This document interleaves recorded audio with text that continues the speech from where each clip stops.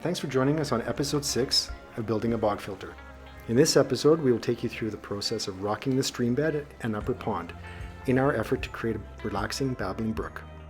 Before you can add any rocks, you need to install a good quality geo-textile underlay and rubber liner. We don't have any footage of us installing the underlayment and liner, but you can see it here before we start adding any rocks. Underlayment is installed before the liner to prevent punctures from rough or rocky ground. Not only does the underlayment provide protection for the liner, it also allows the ground to breathe from underneath. The fabric allows the earth's gases to escape from underneath the liner rather than becoming trapped, causing gas bubbles that could push the liner up into the pond. We live in the prairies of northern Alberta, Canada. River rock and fieldstone is prevalent in our area and is very common in natural streams and smaller lake beds.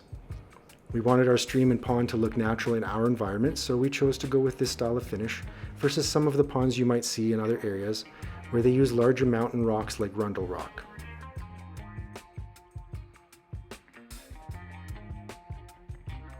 You're really trying to visualize how the water will flow through and around the rocks as you place them.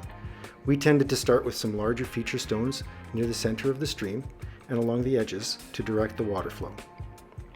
From there, we continued filling it in with smaller and smaller rocks until the majority of the liner was covered. We would finish off with pebbles to fill in any spaces between the rocks.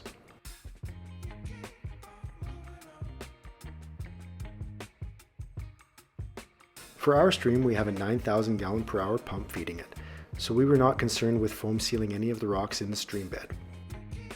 Foam sealant makes it easy to fill joints and gaps between rocks and boulders, maximizing water flow in streams and waterfalls.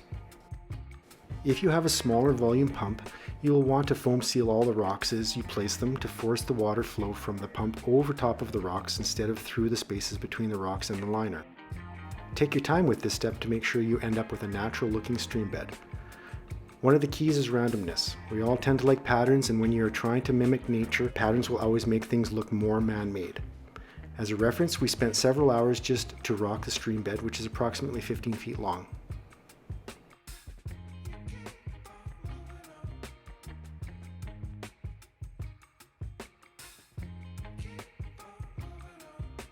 If you are enjoying our content and would like to see us do more, please hit the like and subscribe buttons.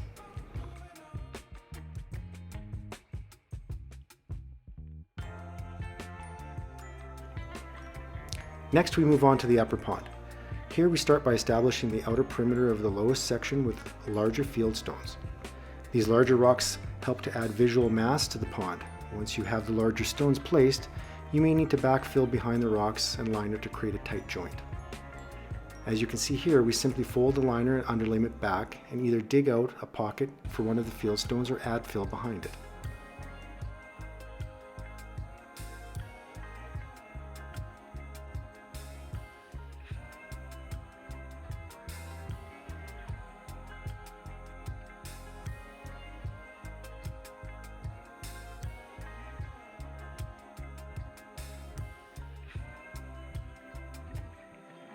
Now that the large stones are placed, we fill in the spaces between them with 10 to 14-inch rocks.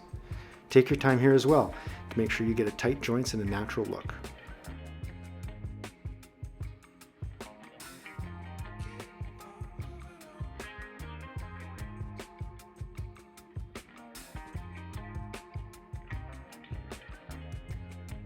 Once you are happy with the placement, foam seal the rocks in place. For the pond walls, this is a critical step to keep the rocks from sloughing over time from winter freeze thaw cycles and simply from gravity.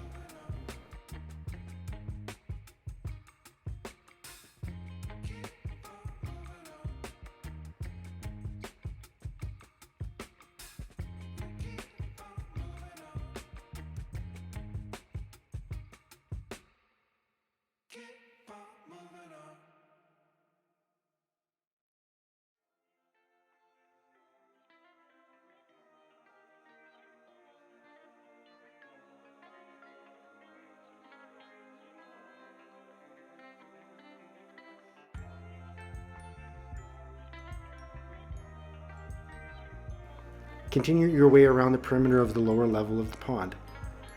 You can see how the large rocks come up to the level of the upper shelf. This helps to establish the shelf as well as retain the rocks as you build it out.